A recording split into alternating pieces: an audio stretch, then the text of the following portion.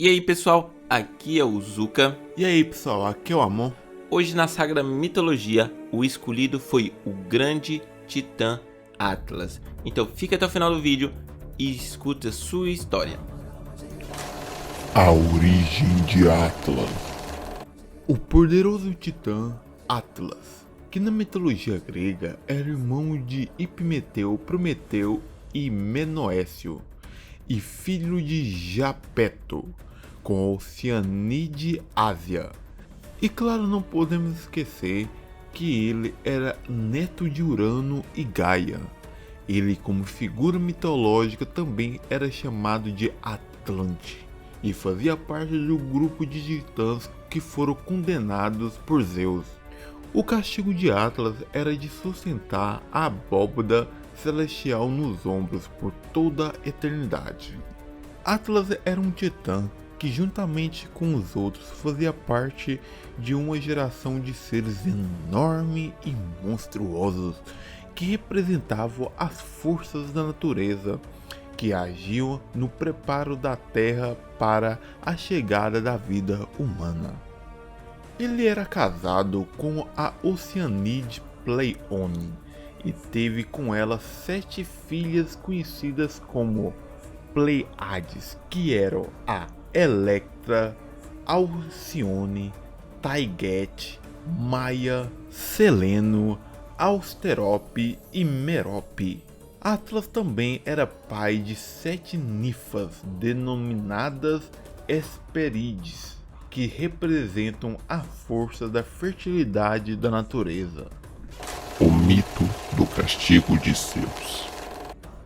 Para entender quem é o Atlas, tem que entender a história do mito grego, que foi quando se juntou aos titãs, que representavam a força do caos, com a finalidade de conseguir o poder supremo do mundo. A ideia final era atacar o Olimpo e começar uma grande guerra, com Zeus e os seus defensores, por sua vez, eram as forças do cosmos. Ele participou ativamente da batalha, que ficou conhecida como Titanomaquia. Nessa batalha, a vitória foi de Zeus e dos deuses do Olimpo. Como punição aos derrotados, Zeus enviou todos para o Tártaro, com exceção de Atlas, porque ele tinha preparado um castigo especial para ele. Zeus determinou que os perdedores seriam eternos escravos dos sentidos e da matéria. Para Atlas, aquele castigo especial era só simplesmente sustentar os céus para sempre em seus ombros. Desde então, o seu nome passou a significar sofredor e portador.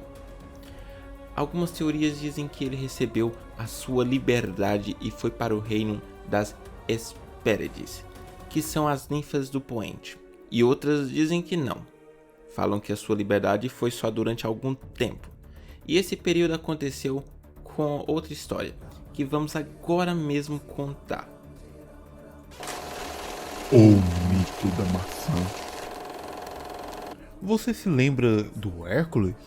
Então essa história começa com uma das aventuras dele, que em um dos seus 12 trabalhos deveria colher algumas maçãs douradas do pomar da Hespérides e entregá-las ao Euristeu, mas ele sabia que era uma tarefa praticamente impossível, mesmo sendo um semideus.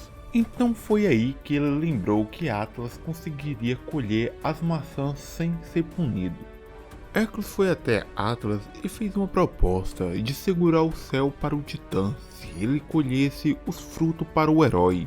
Depois que Atlas retornou, Hércules pediu que ele voltasse a segurar o céu enquanto guardava as maçãs, mas ele acabou fugindo e deixando o titã preso novamente. A libertação. Ok, mas você se lembra que eu disse no início que havia 2 teorias? Então, não poderia fazer esse vídeo sem contar a outra também.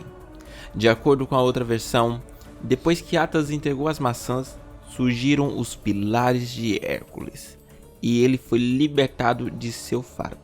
O titã tornou-se o guardião desse mesmo monumento. Sob os pilares que serviu de passagem para a Atlântida, também foi colocado o Estreito de Gibraltar. Justamente por isso que as cordilheiras norte-africanas receberam o nome de Cordilheiras de Atlas.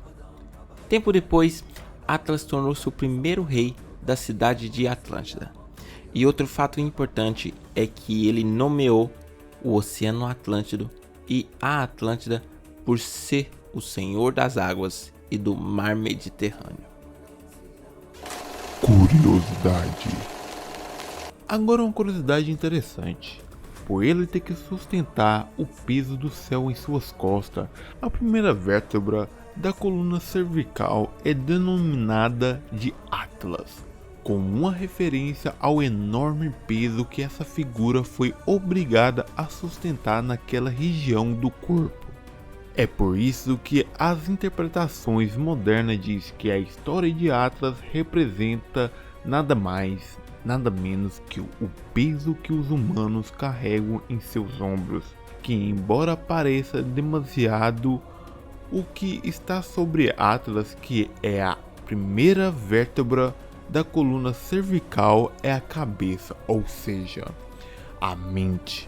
E precisamos ser capazes de lidar com esse. É isso aí, pessoal, aqui é o Zuka, muito obrigado por ter assistido esse vídeo até o final e não se esqueça de comentar aí embaixo o que você achou de interessante. E aí pessoal, aqui é o Amon, não se esqueça de curtir e se inscrever também. E então Zuka, o que você achou de interessante?